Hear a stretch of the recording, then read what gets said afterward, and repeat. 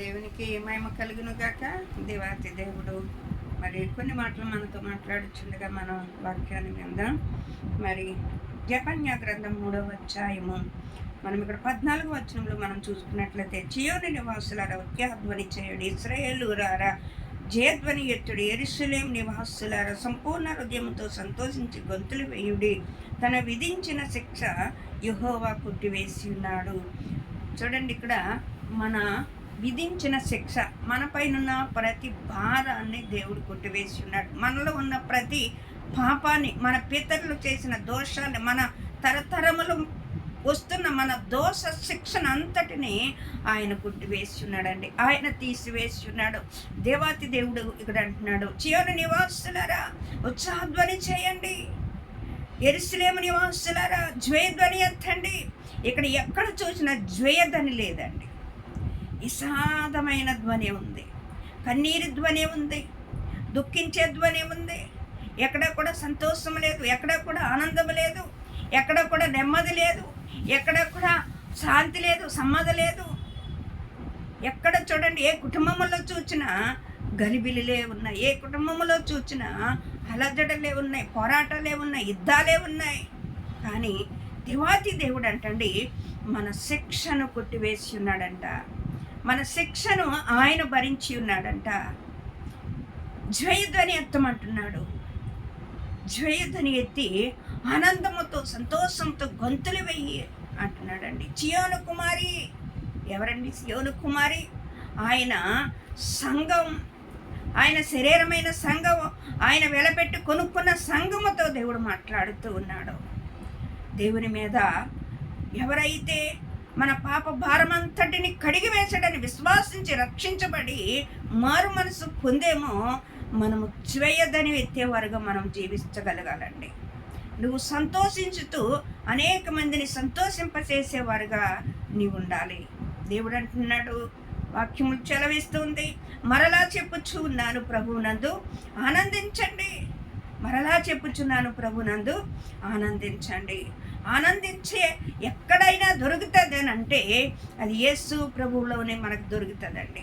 ఎక్కడికి వెళ్ళినా సంతోషము మనకు దొరకదు. కానీ మనం జీవితాంతకాలం ఎన్నో కష్టాలు, ఎన్నో బాధలు పడతాం. నేను కూడా ఎన్నో కష్టాలు అనుభవించిన వ్యక్తినండి. నేను కూడా భయంకరమైన విగ్రహారాధకురాల్ని. నేను కూడా వ్యర్థమైన విగ్రహాల్ని పూజించిన వ్యక్తిని ఒకప్పుడు. ఎప్పుడు చూసినా శాంతి లేదు, సమాధానం లేదు, నెమ్మది లేదు. భయంకరమైన పరిస్థితుల గుండగా వెళుతూ ఉన్నప్పుడు ఎన్నో పలుమార్లు నేను మరణించడానికి మరణపు అంచుల దాకా వెళ్ళిన నన్ను నా తల్లి నా కొరకు కన్నీరు కార్చి విజ్ఞాపన చేసి రోదన చేసిన నా తల్లి ప్రార్థన వలన నేను దేవుని సన్నిధులకు కొట్టుకుని వచ్చానండి.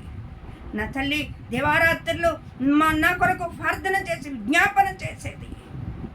అలాంటి విజ్ఞాపన, అలాంటి ప్రార్థన మన కుటుంబాల్లో ఉంటే మన కుటుంబాల్లో జయధ్వని ఎత్తేలాగా దేవుడు చేయగలుగుతాడండి. జయధ్వని ఎత్తే ఆత్మ కలిగిన వారిగా మనం ఉండాలండి. మన శిక్ష విధంతటిని ఆయన కొట్టివేశాడని ఇక్కడ రాయబడి ఉంది. ఇక్కడ రాయబడి, యెహోవా మీ మధ్య ఉన్నాడు, ఇక మీదట మీకు అపాయము సంభవించదు. అపాయము సంభవించదు. ఆయన మనతో ఉంటే మన ప్రతి బంధకాల్ని ఆయన తెంచగలుగుతాడండి. ఆయన ఆజ్ఞ లేనిది ఏది నీ దరిదాపుల్లోనికి రావటానికి ఆయన నీ చుట్టూ ఆయన కంచి వేసి ఉంటాడు.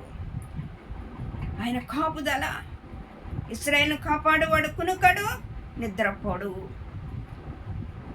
దేవాతి దేవుడు ఇక్కడ చలవిస్తున్నాడు, యెహోవా మీ మధ్యన ఉన్నాడు గనక ఇక మీదట మీకు అపాయము సంభవించదు. మనము నమ్మినట్లయితే దేవుని కార్యాన్ని మనం చూస్తామండి. యేసు ప్రభువారు మార్తతో అంటాడు, మార్త నువ్వు నన్ను నమ్మితే నా మహిమను చూస్తావు. విశ్వాసులమే, క్రీస్తు రక్తములు కడగబడిన వారమే, ఆయన వాక్యం అనుక్షణం వింటున్న వారమే, ఆయన వాక్యంలో కడగబడుతున్న వారమే. కానీ మనం ఎక్కడో చోట మనము దుఃఖిస్తూనే, బాధపడుతూనే మనము ఉంటూ ఉన్నామేమో. దేవుడు ఇక్కడ చలవిస్తూ ఉన్నాడు, చీయోను ధైర్యము తెచ్చుకునుము, నీ దేవుడైన యెహోవా నీ మధ్య ఉన్నాడు, ఆయన శక్తిమంతుడు, ఆయన మిమ్మలను రక్షించును, ఆయన బహు ఆనందముతో నీయందు సంతోషించి నీయందు తనకున్న ప్రేమ చేత.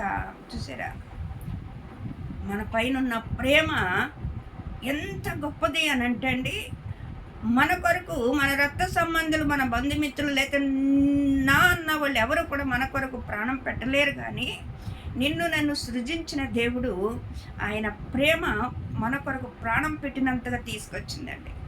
ఆయన పరము నుండి భూమికి దిగివచ్చినంతగా దేవుడు ప్రేమ తీసుకొచ్చిందండి. దేవాతి దేవుడు ఇక్కడ చలవిస్తూ ఉన్నాడు. నీ శిక్ష పుట్టువేయబడ్డది. నీకు తెలియకోకుండా జన్మ కర్మ పాపములు కూడా, పితరుల దోషములు కూడా కొట్టివేయబడ్డాయి.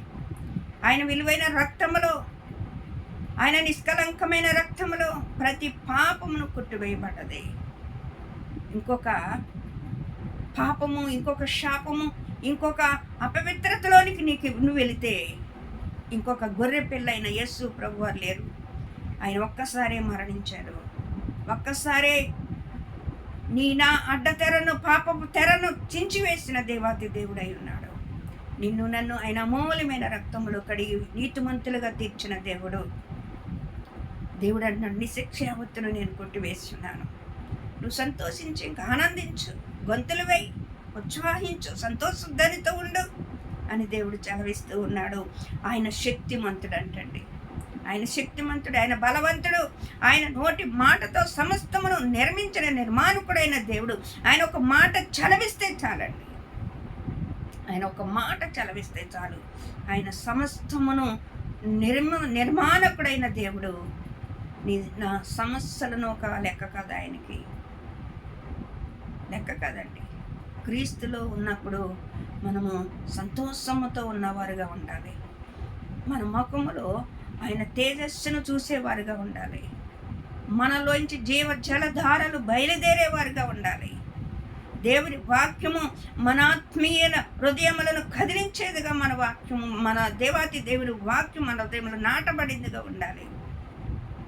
ఆ వాక్యమే మనల్ని సంతోషపడుతుందండి, మనల్ని ఉజ్జీవింపచేస్తుంది. ఆ వాక్యమే మనల్ని తెప్పరెల్లింపచేస్తుందండి. దేవుని మాటలు మన జీవితాల్లో ఉన్నట్లయితే దేవుడు మన శిక్ష అంతటిని కొట్టివేశాడు.